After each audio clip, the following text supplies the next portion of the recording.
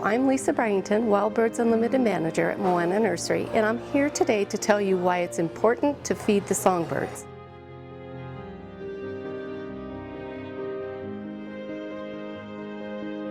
Many of you are familiar with a study published in 2019 that covered 30 years of data on the populations of birds in North America.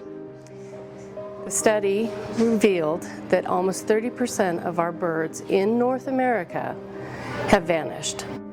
3 billion birds gone. This is very bad news. Populations of songbirds have decreased across the board in North America, where habitats have been destroyed or altered and where natural food sources have been diminished.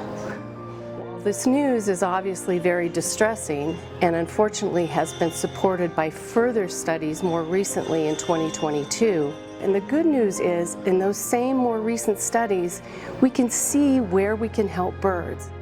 There's some big picture items like restoring habitat, but some of the things you can do are right in your own backyard.